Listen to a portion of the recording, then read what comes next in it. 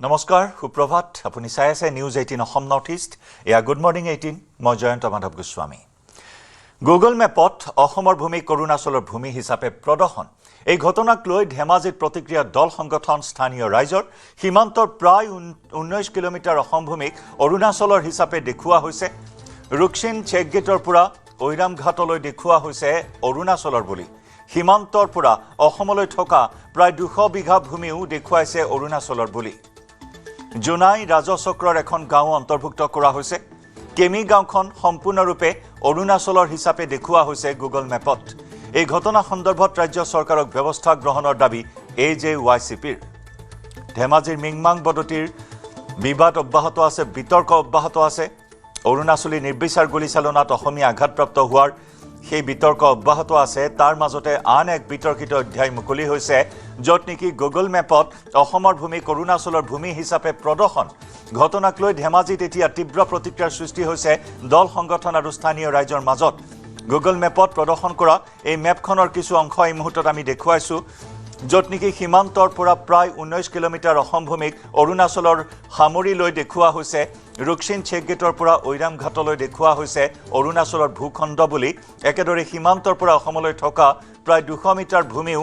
দেখুৱাইছে অৰুণাচলৰ বুলি জোনাই ৰাজচক্ৰৰ এখন গাঁও অন্তৰ্ভুক্ত কৰা হৈছে কেমি গাঁওখনো সম্পূৰ্ণৰূপে অৰুণাচলৰ হিচাপে দেখুওৱা হৈছে এইখন বিতৰ্কিত মেপত এই ঘটনা সন্দৰ্ভত ৰাজ্য চৰকাৰক এতিয়া ব্যৱস্থা গ্ৰহণৰ দাবী দল সংগঠনৰ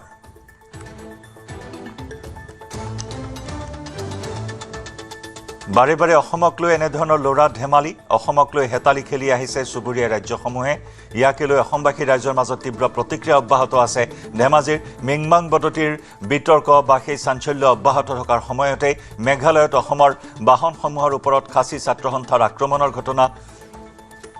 আৰু এনেধৰণৰ চৰ্চা চলি থকাৰ সময়তে এইবাৰ আন এক বিতৰ্কিত অধ্যায় এই মুহূৰ্তত মুকলি হৈছে আমি সেই বিতৰ্কিত মেপখন দেখুৱাইছো য'ত নেকি অসমৰ বৃহত্তৰ ভূখণ্ডক সামৰি লৈ অৰুণাচলৰ ভূমি হিচাপে প্ৰদৰ্শন কৰা হৈছে কেইবাখনো গাঁও অন্তৰ্ভুক্ত কৰা হৈছে এই মেপখনত সীমান্তৰ প্ৰায় 19 কিলোমিটাৰ অসম ভূমিক অৰুণাচলৰ হিচাপে দেখুওৱা হৈছে ৰুকছিন চেকগেটৰ পৰা ঐৰাম ঘাটলৈ দেখুওৱা হৈছে অৰুণাচলৰ বুলি সীমান্তৰ পৰা অসমলৈ থকা প্ৰায় 200 মিটাৰ ভূমিও অৰুণাচলৰ বুলি প্ৰদৰ্শন জোনাই ৰাজচক্ৰৰ এখন গাঁও অন্তৰ্ভুক্ত হৈছে সমান্তৰালকৈ কেমি গাঁওখন সম্পূৰ্ণৰূপে অৰুণাচলৰ হিচাপে দেখুওৱা হৈছে এই গুগল মেপত AJYCP অতি শীঘ্ৰেই ৰাজ্য চৰকাৰক ইয়াৰ বিৰুদ্ধে যথোচিত ব্যৱস্থা গ্ৰহণ কৰাৰ দাবী উত্থাপন কৰিছে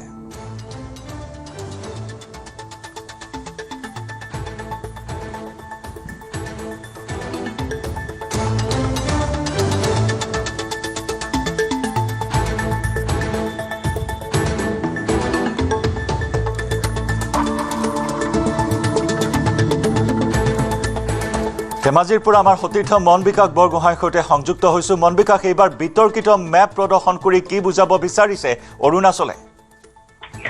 হয় জয়ন্ত এটা কথা উল্লেখ কৰিব লাগিব যে মিংমাং বদতিৰ ঘটনা ইতিমধ্যে তাৰ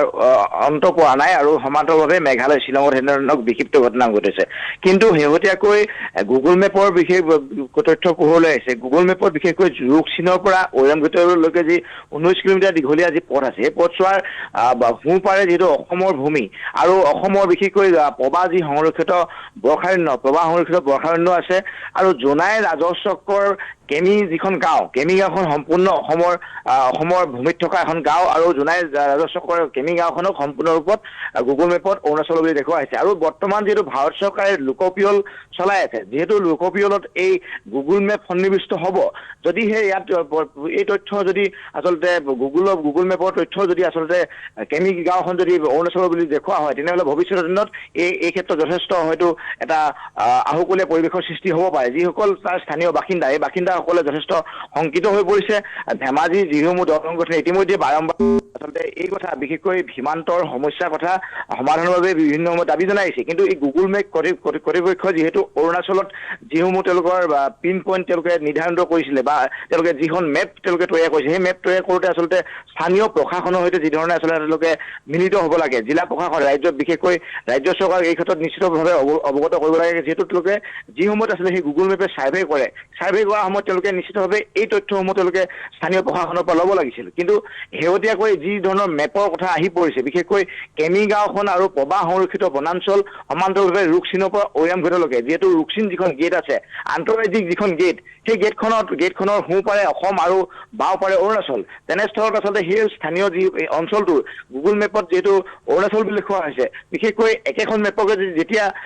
অৰুণাচলৰ বাসিন্দাসকলে ব্যৱহাৰ কৰিব বা সেই স্থানকে আকৌ পুনৰবাৰ অসমৰ ৰাইজে যেতিয়া ব্যৱহাৰ কৰিব বিচাৰিব, নিশ্চিতভাৱে তাত এটা হয়তো বিসংগতি ধৰা পৰিব পাৰে। কিন্তু এই ক্ষেত্ৰত ৰাজ্য চৰকাৰে তৎপৰতা গ্ৰহণ কৰাৰ প্ৰয়োজনীয়তা আহি পৰিছে জয়ন্ত, যিহেতু গুগল কৰ্তৃপক্ষক ৰাজ্য চৰকাৰে এই ক্ষেত্ৰত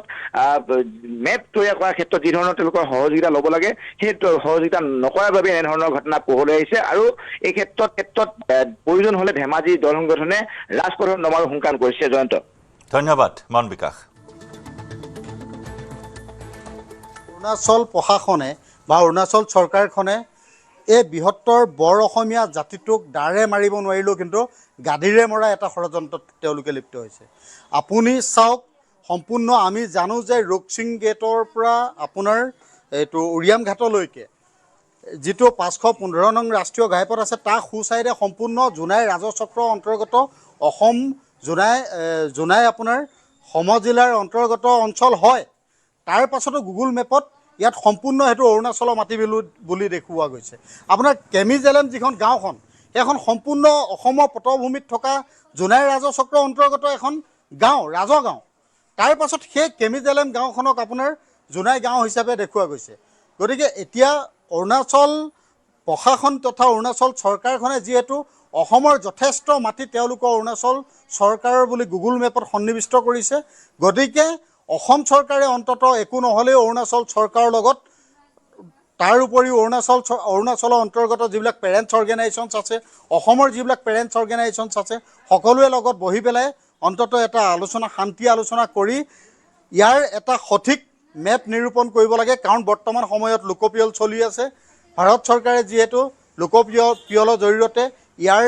অসমৰ মাটিকালিৰ পৰা আৰম্ভ কৰি জনবিন্যাসলৈকে গোটেইখিনি পটভূমি, যিহেতু এই লোকপিয়লত গোটেই বস্তুটো স্পষ্টীকৰণ এটা তথ্য দাঙি ধৰিব। গতিকে এই সময়ত অন্ততঃ এই বিষয়খিনি স্পষ্টীকৰণ হোৱাটো আমি বিচাৰোঁ যে গুগল মেপত অসমৰ বিভিন্ন অঞ্চল, আনকি প্ৰভাৱ অভয়াৰণ্যৰ 515 নং যিটো ৰাষ্ট্ৰীয় ঘাইপথ, সেই ৰাষ্ট্ৰীয় ঘাইপথৰ সোঁ চাইডে সেইখিনি ৰুকচিং আছে, সেই জেগাডোখৰ যিহেতু অসমৰ বুলি জানে, জোনাই সমজিলা হিচাপে স্বীকৃত। তাৰ পাছত তেখেতলোকে সেইখিনি তেওঁলোকৰ নিজৰ মাটি বুলি ডিমাণ্ড কৰিছে। ই সঁচাকৈ দুৰ্ভাগ্যজনক। সেইকাৰণে অসম চৰকাৰক আমি কঠোৰভাৱে সকীয়াই দিব বিচাৰিছোঁ, যাতে এই গুগল মেপৰ যি কথা ওলাইছে বা গুগল মেপত তেওঁলোকে অসমৰ মাটি যি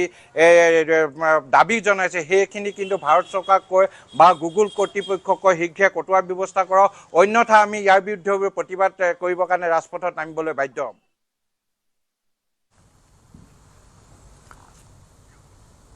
গুৱাহাটীৰ চুকে কোণে ড্ৰাগছ ব্যৱসায়ী ৰূপত সক্ৰিয় মহিলা। নিশা হ'লেই মাৰাত্মক হেৰইন বিক্ৰীত নামিছে মহিলা। বশিষ্ঠ আৰক্ষীৰ অভিযানত গ্ৰেপ্তাৰ হৈছে 2 দুৰ্ধৰ্ষ মহিলা পেডলাৰ। বশিষ্ঠ আৰক্ষীয়ে গ্ৰেপ্তাৰ কৰে চচলৰ মমিনা বেগম আৰু মেঘালয়ৰ বসন্তীক।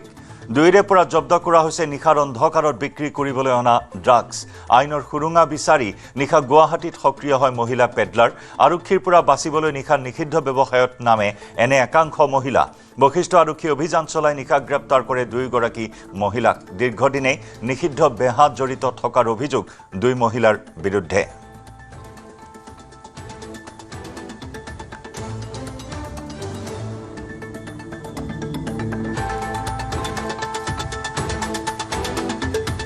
ড্ৰাগছ সৰবৰাহৰ ট্ৰানজিট ৰুট এতিয়া অসম। এতিয়া বিভিন্ন প্ৰান্তত ড্ৰাগছৰ অবাধ বেহা চলি আছে। মহিলা এইবাৰ নামি পৰিছে ড্ৰাগছ সৰবৰাহত বা ড্ৰাগছ যোগান ধৰাত। এয়া 2 গৰাকী মহিলা ড্ৰাগছ পেডলাৰক বশিষ্ঠ আৰক্ষীৰ অভিযানত গ্ৰেপ্তাৰ কৰা হৈছে। গুৱাহাটীত নিশাৰ ভাগত এনেদৰে ড্ৰাগছ সৰবৰাহত নামি পৰে এই 2 গৰাকী মহিলা পেডলাৰ। বিশেষ অভিযান চলাই এই সফলতা লাভ কৰিবলৈ সক্ষম হয় বশিষ্ঠ আৰক্ষী।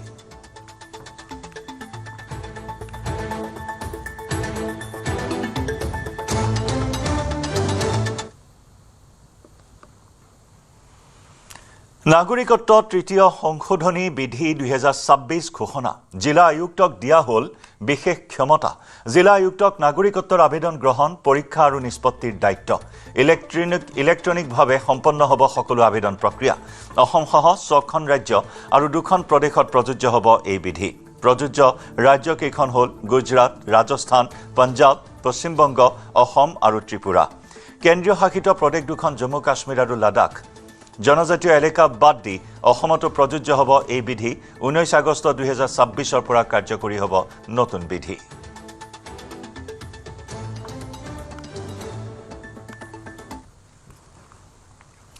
এটা ব্ৰেকিং নিউজ গুৱাহাটী কেন্দ্ৰীয় কাৰাগাৰত ভয়াৱহভাৱে বৃদ্ধি পাইছে HIV ৰোগীৰ সংখ্যা নিউজ 18ৰ অনুসন্ধানত পোহৰলৈ আহিছে এই উদ্বেগজনক তথ্য সম্প্ৰতি কাৰাগাৰখনত বন্দী হৈ আছে 1800 জন কয়দী ইয়াৰ ভিতৰত এইচত আক্ৰান্ত হৈছে 67 জন কয়দী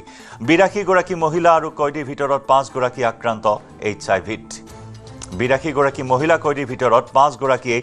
HIVত আক্ৰান্ত হোৱাৰ তথ্য পোহৰলৈ আহিছে গুৱাহাটী কেন্দ্ৰীয় কাৰাগাৰত এনেদৰে এতিয়া ভয়াৱহ ৰূপত বৃদ্ধি পাইছে HIV ৰোগীৰ সংখ্যা পুনৰ জনাইছো য'ত আছে 1800 জন কয়দী ইয়াৰ মাজত 67 জনে এতিয়া HIVত আক্ৰান্ত আৰু ইয়াৰ 82 গৰাকী মহিলাৰ ভিতৰত আক্ৰান্ত হৈছে 5 গৰাকী মহিলা কয়দী হয় চাওক এক উদ্বেগজনক তথ্য পোহৰলৈকে আহিছে নিউজ 18 অসম নৰ্থ ইষ্টৰ অনুসন্ধানমূলক বাতৰিৰ পিছতে যে কেন্দ্ৰীয় কাৰাগাৰত এতিয়া ভয়াৱহভাৱে বৃদ্ধি পাইছে HIV পজিটিভৰ সংখ্যা অসমৰ বাবে এক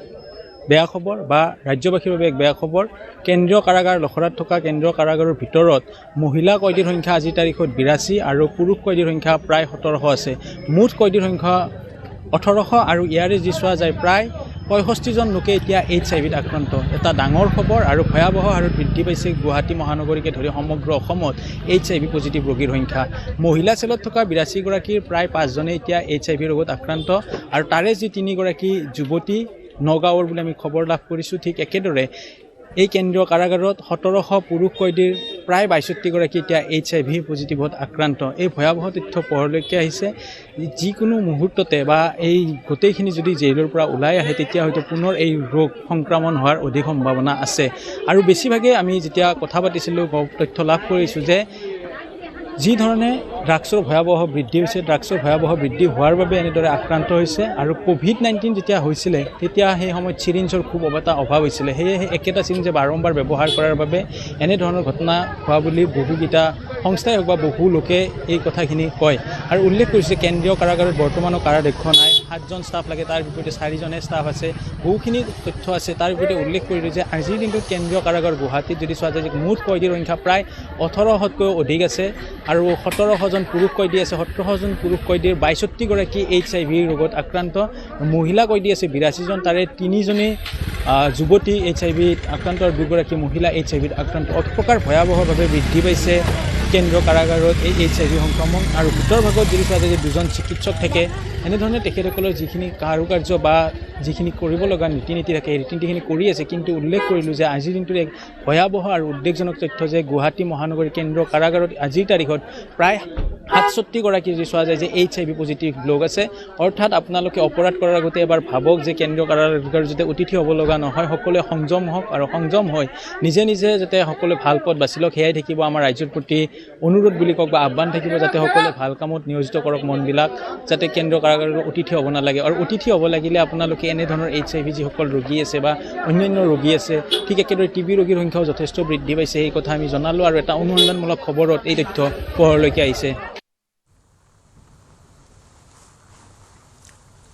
বদৰুদ্দিন আজমল হ'ব পাৰে নগাঁও লোকসভা সমষ্টিৰ উপ নিৰ্বাচনৰ AIUDF প্ৰাৰ্থী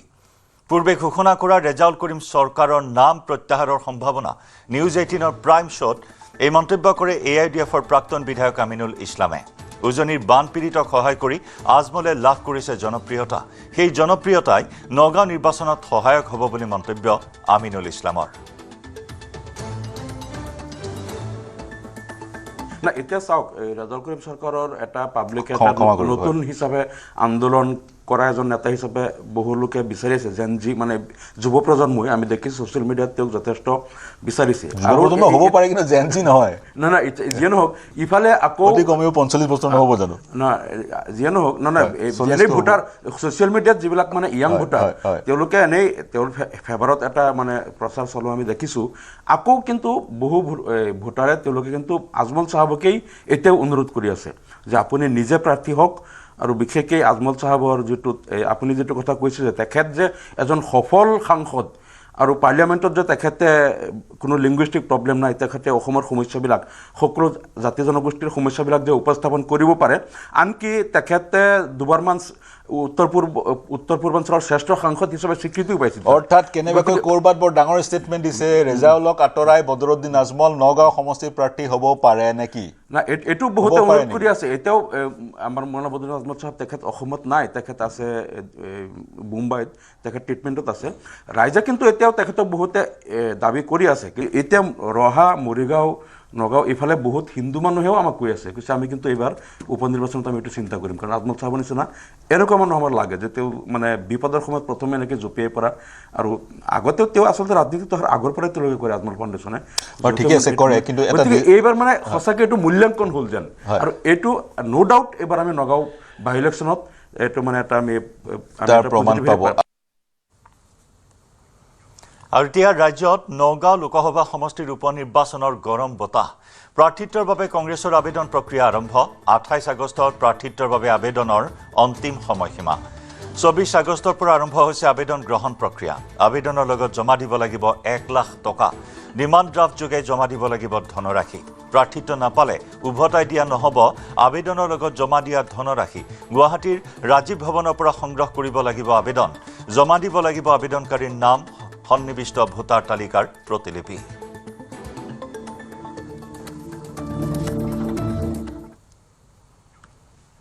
ক্ৰমান্বয়ে ওচৰ চাপিছে প্ৰাণৰ শিল্পী জুবিন গাৰ্গৰ মৃত্যু বাৰ্ষিকী কেনেদৰে পালন কৰা হ'ব প্ৰিয় শিল্পীগৰাকীৰ প্ৰথম মৃত্যু বাৰ্ষিকী এই লৈ এতিয়া চলিছে সৰ্বত্ৰে চৰ্চা ইয়াৰ মাজতে জুবিন ক্ষেত্ৰত উপস্থিত গৰিমা গাৰ্গ প্ৰাণৰ শিল্পীগৰাকীৰ প্ৰথম মৃত্যু বাৰ্ষিকী আয়োজনৰ বাবে জুবিন ক্ষেত্ৰত গৰিমা গাৰ্গ মৃত্যু বাৰ্ষিকী সম্পৰ্কে জুবিন ক্ষেত্ৰ পৰিচালনা সমিতিৰ সৈতে আলোচনা কৰে গৰিমা গাৰ্গে 17 ছেপ্টেম্বৰৰ পৰা 3 দিনীয়াকৈ অনুষ্ঠিত হ'ব প্ৰাণৰ শিল্পীগৰাকীৰ প্ৰথম মৃত্যু বাৰ্ষিকী 3 দিনীয়া কাৰ্যসূচীত হ'ব ধৰ্মীয় আৰু সাংস্কৃতিক অনুষ্ঠান 17 ছেপ্টেম্বৰৰ দিনা অনুষ্ঠিত হ'ব সৰ্বধৰ্মীয় প্ৰাৰ্থনা 18 ছেপ্টেম্বৰ দ্বিতীয় দিনা অনুষ্ঠিত হ'ব নাম প্ৰসংগ সন্ধিয়া থাকিব সাংস্কৃতিক অনুষ্ঠান ইচ্ছুক অনুৰাগীয়ে 18 তাৰিখৰ দিনা অনুষ্ঠান পৰিৱেশন কৰিব পাৰিব আৰু 19 ছেপ্টেম্বৰ মূল দিনটোত থাকিব দিনজোৰা কাৰ্যসূচী পুৱা আসন স্থাপন কৰি জুবিন ক্ষেত্ৰত হ'ব ভাগৱত পাঠ নিশালৈ জুবিন ক্ষেত্ৰত প্ৰদৰ্শন কৰিব ভাওনা সকলো কাৰ্যসূচী যাতে নিয়াৰিকৈ সম্পন্ন হয় তাৰ বাবে বিশেষ গুৰুত্ব প্ৰদান কৰিছে গৰিমা গাৰ্গ আৰু স্থানীয় জুবিন ক্ষেত্ৰ পৰিচালনা সমিতিয়ে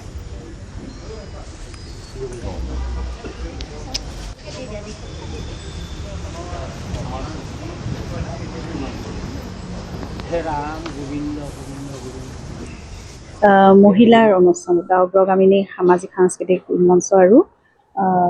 সংশোধনী তেওঁলোকে মিলি পেলাই কথা আলোচনা কৰিলে তাৰপিছত আমাৰ লগত যোগাযোগ কৰিলে আগবাঢ়ি আহিলে তেওঁলোকে ভাবিলে যে 3 দিনীয়াকৈ সেই দিনটোৰ কাৰণে কিবা এটা ইয়াত প্ৰাৰ্থনা বা অন্য সাংস্কৃতিক জুবিন যিহেতু এখন জগতৰ সৈতে জড়িত গতিকে তেনেকুৱা ধৰণৰ ধৰ্মীয় আৰু সাংস্কৃতিক অনুষ্ঠান ধৰণে কৰি পেলাই তেওঁৰ প্ৰতি আৰু সেই দিন 3টা দিন তেওঁলোকে কিবা এটা কৰিব এতিয়া ইয়াত অকণমান মেৰামতিৰ কাম আছে কাৰণ বৰষুণৰ দিন যে অলপ ফ্ল'ৰিংবোৰ বেয়া হৈ গৈছে সিফালৰ যিটো পেণ্ডেল আছে এইটো নহয় এইটো ঠিকে আছে বাৰু তো সেইখিনি অকণমান মেৰামতিৰ কাম অলপ কৰিব লাগিব সেইকাৰণে আমি প্ৰশাসনৰ লগত তেওঁলোকে যোগাযোগ কৰিব 17 তাৰিখে ভাবিছোঁ আমি সৰ্বধৰ্মৰ প্ৰাৰ্থনা আৰম্ভ কৰিব আগবেলাই তাৰপিছত যিমানখিনি আৰু 18 তাৰিখে গধূলিলৈ সাংস্কৃতিক অনুষ্ঠান তাৰ বাহিৰে 17 তাৰিখে দিনটো আৰু 18 তাৰিখে দিনটো যিসকলে যেনেকৈ বিচাৰে নাগাৰা নাম বা অন্য ধৰণৰ নাম প্ৰসংগ অন্য ধৰণৰ কিবা তেওঁলোকৰ নিজৰ পৰা কৰিব বিচৰা কিবা অনুষ্ঠান তেওঁলোকে আহি পেলাই ইয়াত কৰিব পাৰিব নিজৰ ফালৰ পৰা আৰু 19 তাৰিখে ৰাতিপুৱা আগবেলা একদম ৰাতিপুৱাৰ পৰা ইয়াত আসন স্থাপন কৰিব আসন স্থাপন কৰি পেলাই তাত ভাগৱত পাঠ হ'ব দিনটো আৰু গধূলিলৈ এভাগ ভাওনা হ'ব সেইটো 19 তাৰিখে সামৰণি আৰু এনেদৰে। শ্ৰীভূমিৰ ৰামকৃষ্ণ নগৰত চলিল প্ৰশাসনৰ বুলডোজাৰ। হিন্দু মুছলমান উভয় সম্প্ৰদায়ৰ মুঠ 7টাকৈ ঘৰত চলিল প্ৰশাসনৰ হাতোৰা।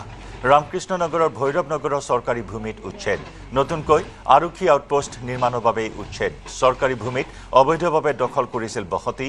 ক্ষতিগ্ৰস্ত 7টা পৰিয়ালৰ ভিতৰত 5টা মুছলমান আৰু 2টা হিন্দু পৰিয়াল।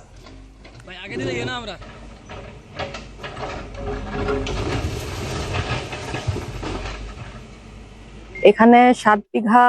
অ্যাপ্রক্সিমেটলি জায়গা অ্যালট করা হয়েছে ভৈরবনগর আউটপোস্টকে, আরকেনগর পুলিশ স্টেশনের আন্ডারে। তো এখানে কিছুটা এনক্রোচমেন্ট ছিল।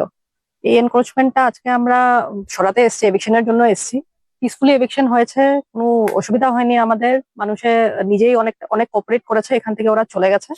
আর যেটা আমাদের মানে যা স্ট্রাকচার যেগুলো ছিল ওগুলো আমরা ভেঙে দিয়েছি জেসিবি নিয়ে।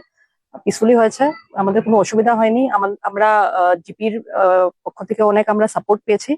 And I think it was one of the most peaceful eviction যেটা হয়েছে এর মধ্যে। পুরীত চাঞ্চল্যকৰ হত্যাকাণ্ড। পাষাণ পুত্ৰৰ বিৰুদ্ধে মাতৃক হত্যা কৰাৰ অভিযোগ। মাতৃক হত্যা কৰি পাকঘৰৰ মজিয়াত পুতি থলে মৃতদেহ। উৰিষ্যাৰ পুৰীৰ কুম্ভাৰপদাত সংঘটিত হৈছিল এই ঘটনা। পাকঘৰৰ পৰা ওলাইছিল উৎকট দুৰ্গন্ধ আৰু সেই দুৰ্গন্ধই পোহৰলৈ আনিলে সমগ্ৰ ঘটনা। প্ৰায় 2 মাহ পূৰ্বে ঘৰটো ভাড়ালৈ লৈছিল মাতৃপুত্ৰই। ভাড়াঘৰৰ মালিক দুৰ্গন্ধত থাকিব নোৱাৰি খবৰ দিয়ে আৰক্ষীক। আৰক্ষীয়ে আহি পাকঘৰৰ পৰা উদ্ধাৰ কৰে মহিলাগৰাকীৰ মৃতদেহ। ঘটনাৰ পাছৰে পৰাই নিখোজ হৈ আছে ঘাতক পুত্ৰ।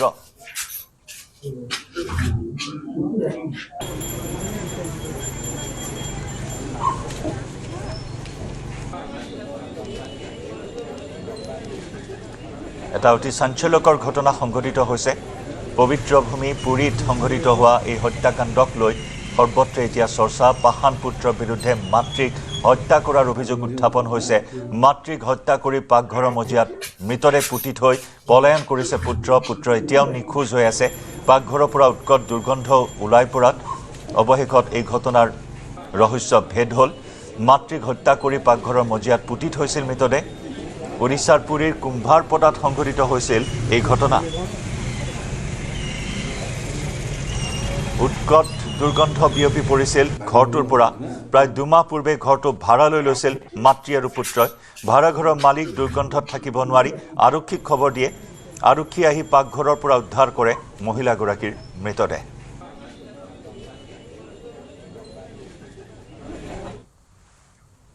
Breaking news. আমেৰিকাই বৃদ্ধি কৰিব H-1B ভিজাৰ মাচুল। নতুন H-1B ভিজাৰ বাবদ দিব লাগিব প্ৰায় 99 লাখ টকা। ভাৰতীয়সকলৰ আমেৰিকাত কেৰিয়াৰ গঢ়াৰ স্বপ্নত বাধা। ট্ৰাম্প প্ৰশাসনৰ সিদ্ধান্তৰ সৰ্বাধিক প্ৰভাৱ পৰিব ভাৰতীয়ৰ ওপৰত। আমেৰিকাত H-1B ভিজা লৈ কৰ্মৰত প্ৰায় 70% লোকেই ভাৰতীয়। আন এক মাধমাৰ ভাৰতীয়ৰ ওপৰত ট্ৰাম্প প্ৰশাসনৰ। আমেৰিকাই বৃদ্ধি কৰিব H-1B ভিজাৰ মাচুল। নতুন H-1B ভিজাৰ বাবদ দিব লাগিব প্ৰায় 99 লাখ টকা। ভাৰতীয়সকলৰ আমেৰিকাত কেৰিয়াৰ গঢ়াৰ স্বপ্নত আন এক বাধাৰ প্ৰাচীৰ থিয় কৰালে ট্ৰাম্প প্ৰশাসনে। ট্ৰাম্প প্ৰশাসনৰ সিদ্ধান্তৰ সৰ্বাধিক প্ৰভাৱ পৰিব ভাৰতীয়ৰ ওপৰত। আমেৰিকাত H-1B ভিজা লৈ কৰ্মৰত হৈ আছে প্ৰায় 70% ভাৰতীয় লোক।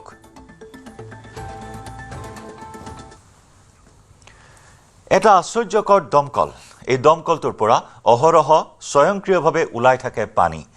এই ঘটনা কলিয়াবৰৰ কেলিডেন আদৰ্শ গাঁৱৰ। বাৰিষা খৰালি বুলি কথা নাই, বছৰটোৰ 24 ঘণ্টাই ওলাই থাকে পানী। নাই কোনো বৈদ্যুতিক মটৰ সংযোগ। প্ৰতিজন লোকৰ মনতে কৌতূহলৰ সৃষ্টি কৰে এই বিশেষ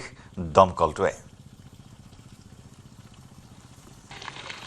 কলিয়াবৰৰ এটা আচৰিত দৃশ্য দেখুৱাম। এয়া হৈছে কলিয়াবৰৰ কেলিডেন চাহ বাগিচাৰ আদৰ্শ গাঁৱৰ দৃশ্য, য'ত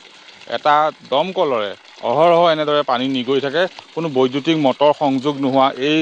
কলটোৰ পৰা এনেদৰে বছৰৰ প্ৰতিটো সময়তে 24 ঘণ্টাই 365 দিনে এই কলটোৱে এনেদৰে অহৰহ পানী ওলাই থাকে। আৰু পাহাৰৰ জুৰিৰ লগত হয়তো সংযোগ থকা এই কলটোৱে এনেদৰে দৈনিক পানী নিগৰি থাকে আৰু এয়া পানী ইয়াৰ স্থানীয় ৰাইজে ব্যৱহাৰ কৰে। আৰু এয়া হৈছে কলিয়াবৰৰ কেলিডেন চাহ বাগিচাৰ কেলিডেন আদৰ্শ গাঁৱৰ যি শ্বহীদ নৰেন্দ্ৰনাথ মহন্ত প্ৰাথমিক বিদ্যালয় আছে। এই বিদ্যালয়ৰ সন্মুখতে এই পথৰ কাষতে এই দমকলটো আছে। এইটো এটা চৰকাৰী আঁচনিৰ মাৰ্ক 3 দমকল যিটো পূৰ্বতে হয়তো জনস্বাস্থ্য কাৰিকৰে ইয়াত স্থাপন কৰিছিল আৰু এই দমকলটোৰ কোনো হেণ্ডেলো নাই যে হেণ্ডেল মাৰি পানী উলিয়াব স্বয়ংক্ৰিয়ভাৱে এই পানী এনেদৰে ওলাই থাকে আৰু এই দৃশ্য দেখি এই পথটোৰে অহা যোৱা কৰা মানুহৰ মনত কৌতূহলৰ সৃষ্টি আচলতে কি কাৰণে এনেদৰে পানী ওলাই থাকে আপুনি এই পথটোৱে সদায় অহা যোৱা কৰে দেখিছে আচৰিত নালাগে নে পানী আচৰিত লাগে প্ৰায়ে অহা যোৱা কৰোঁতে মানে কি ওলাই থাকে পানী পানী খাই চাইছোঁ ঠিকে আছে পানী আচৰিত লাগে আচৰিত বহুত আচৰিত জনস্বাস্থ্য কাৰিকৰ পানী যোগান আঁচনি বা মানুহে পানী লাভ নকৰে ইয়াত স্বয়ংক্ৰিয়ভাৱে এনে ওলাই থাকে সদায় দেখে নে সদায় এনেকে ওলাই থাকে নিশ্চয় এই পথটোৰে অহা যোৱা কৰা বহু লোকে দেখিছে যে স্বয়ংক্ৰিয়ভাৱে পানী ওলাই থাকে তোমাৰ ঘৰ ইয়াতে নহয় জানো এই কলটো পৰা এনেকে পানী ওলাই থাকে নে ওলাই থাকে কিয় ওলাই থাকে কি কাৰণে মানে পাহাৰৰ পৰা ডাইৰেক্ট কানেকশ্যন আছে ইয়াত পানী এনেকে ওলাই থাকে মানুহে খায়নে পানী খাই গা ধুই কাপোৰ ধুৱে ইয়াত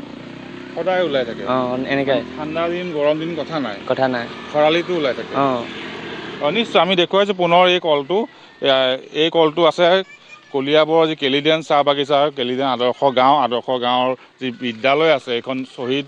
নৰেন্দ্ৰনাথ মহন্ত প্ৰাথমিক বিদ্যালয় প্ৰাংগণতে এনেদৰে এই দমকলটো আছে য'ত স্বয়ংক্ৰিয়ভাৱে প্ৰতিটো মুহূৰ্ততে এনেদৰে পানী ওলাই থাকে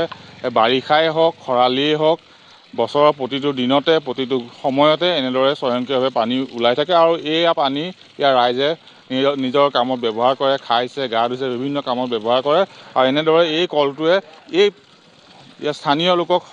সহায় কৰাৰ লগতে এই পথেৰে যাতায়াত কৰা প্ৰতিজন লোকৰ মনত কৌতূহলৰ সৃষ্টি কৰে আচলতে কেনেদৰে এই স্বয়ংক্ৰিয়ভাৱে এই কলটোৱে পানী নিগৰি থাকে আৰু এয়া হৈছে কলিয়াবৰ কেলিডেন চাহ বাগিচাৰ এই আদৰ্শ গাঁৱৰ যিখন বিদ্যালয় আছে নৰেন্দ্ৰনাথ মহন্ত যিখন বিদ্যালয়ৰ সন্মুখতে এই কলটো আছে য'ত স্বয়ংক্ৰিয়ভাৱে এনেদৰে বছৰৰ প্ৰতিটো দিনতে প্ৰতিটো মুহূৰ্ততে এনেদৰে নিগৰি থাকে অহৰহ পানী শিৱসাগৰত 4 লেনযুক্ত ৰাষ্ট্ৰীয় ঘাইপথৰ কালভাৰ্ট পৰিদৰ্শন NHIDCL আৰু জিলা প্ৰশাসনৰ মুখ্যমন্ত্ৰীৰ নিৰ্দেশৰ পাছত তৎপৰ হৈছে জিলা প্ৰশাসন প্ৰলয়ংকাৰী বানত জলমগ্ন হৈ পৰা শিৱসাগৰ নগৰৰ পানী 4 লেনযুক্ত ৰাজপথৰ কালভাৰ্টেদি ওলাই যোৱাৰ ক্ষেত্ৰত বাধাৰ সৃষ্টি হৈ পৰিছিল যাৰ ফলত দীৰ্ঘদিন ধৰি যাতনা ভোগ কৰিবলগীয়া হৈছিল শিৱসাগৰ নগৰবাসীয়ে ইয়াৰ পৰিপ্ৰেক্ষিতত নগৰৰ কাষৰে যোৱা 4 লেনযুক্ত ৰাষ্ট্ৰীয় ঘাইপথৰ কালভাৰ্টসমূহ গভীৰতালৈকে নিৰ্মাণ কৰি দিয়াৰ দাবী উত্থাপন কৰিছিল স্থানীয় ৰাইজ তথা সচেতন মহলে শিৱসাগৰ জিলা প্ৰশাসন জলসম্পদ বিভাগ NHIDCLৰ দায়িত্বশীল বিষয়া আদি উপস্থিত হৈ এই ক্ষেত্ৰত কি পদক্ষেপ ল'ব পৰা যায় সেই সম্পৰ্কত আলোচনা কৰে আনহাতে কালভাৰ্টসমূহ পুনৰ গভীৰতালৈকে স্থাপন কৰি নিৰ্মাণ নকৰিলে ৰাষ্ট্ৰীয় ঘাইপথ অৱৰোধ কৰাৰ হুংকাৰ স্থানীয় ৰাইজৰ আমাৰ অসুবিধা হৈছে NHIDCLৰ কালভাৰ্ট বনাওঁতে অলপ বিসংগতি আছিলে যিটো বিসংগতিৰ ফলত বহুতকেইখন গাঁও যেনে এই কালভাৰ্টকেইটাইদি যমুনা ৰোড জেঙনিকটীয়া নগৰৰ বৃহত্তৰ অঞ্চলৰ পানী এইফালেদি পাৰ হৈ যায় আৰু সেই পানী পাৰ হৈ নোযোৱাৰ ফলত শিৱসাগৰ জিলাখন বহুত প্লাবিত হৈ আছিলে এই NHIDCLৰ যদি এই সময়তে সকলো বিভাগ লগ লাগি তেওঁলোকে বিসংগতিসমূহ ঠিক কৰি নলয় তেতিয়া কিন্তু আমাৰ শিৱসাগৰ বৃহত্তৰ অঞ্চল বানপানী প্লাবিত হৈ থাকিব বাৰে বাৰে কৈছোঁ যে আমি যিটো কথা সঁচা ছবিখনৰ একেবাৰে জলতৎপটকৈ সঁচা কথা এই 6টা কালভাৰ্ট যেতিয়ালৈকে আমাৰ ডাঙৰ কৰা নহ'ব যেতিয়ালৈকে এই কালভাৰ্টকেইটা তললৈ অলপ ডাউন কৰা নহ'ব তেতিয়ালৈকে কিন্তু শিৱসাগৰ টাউনখন কেতিয়াও উদ্ধাৰ নহ'ব সেইকাৰণেহে মন্ত্ৰী মহোদয়ৰ নিৰ্দেশত আজি পুনৰবাৰ ইনস্পেকশ্যন কৰা হৈছে আৰু তেওঁলোকৰ এই ইনস্পেকশ্যনৰ পিছত যাতে তেওঁলোকে এটা বিহিত ব্যৱস্থা লৈ সমগ্ৰ শিৱসাগৰ টাউনখনক উদ্ধাৰ কৰাৰ ক্ষেত্ৰত NHIDCLে সহায় কৰে তাৰ কাৰণে তেখেতলোকক আমি বিনম্ৰভাৱে অনুৰোধ জনাইছোঁ বকুলবন হাউচিং কলনীত দুদিনত দুঘৰত চুৰিকাণ্ড ঘৰত কোনো নথকাৰ সুযোগ লৈ চোৰে চলালে লুটপাট হাউচ নম্বৰ 23ৰ আৱাসীৰ ঘৰত চোৰৰ চাফাই অভিযান চুৰিকাণ্ড সংঘটিত হয় হাউচ নম্বৰ 25তো দিনজোৰা অভিযানৰ পাছতো আৰক্ষীয়ে কৰায়ত্ব কৰিব পৰা নাই চোৰক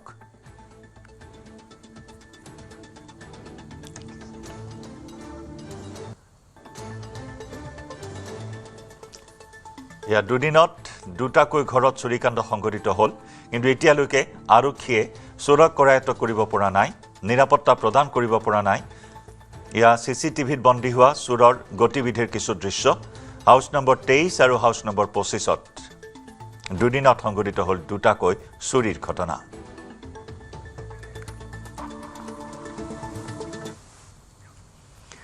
গ্ৰামাঞ্চলত নহয় মহানগৰীত আহত গছৰ তলত বহিছে মেলা নিষিদ্ধ ড্ৰাগছৰ বিৰুদ্ধে মাৰ বান্ধি থিয় হৈছে দক্ষিণগাঁও বেলতলী অঞ্চলবাসী বেলতলা অঞ্চলৰ পৰা মহানগৰীৰ ভিন্ন প্ৰান্তলৈ মেলিছে ড্ৰাগছৰ বেহা সুব্ৰত চৰকাৰ ওৰফে ডিজে চলাইছে ড্ৰাগছৰ বেহা পূৰ্বেও গ্ৰেপ্তাৰ হৈছিল সুব্ৰত ওৰফে ডিজে শিলঙৰ পৰা আহিছিল ড্ৰাগছ ক্ৰয় কৰিবলৈ যুৱক তাৰ পিছতে পোহৰলৈ আহে এই ঘটনা উডালবাক্ৰা আৰক্ষী চকীয়ে গুৰুত্ব নিদিয়াৰ অভিযোগ শীঘ্ৰেই অঞ্চলটো ড্ৰাগছ মুক্ত কৰিবলৈ আৰক্ষীক দাবী জনাইছে অঞ্চলবাসীয়ে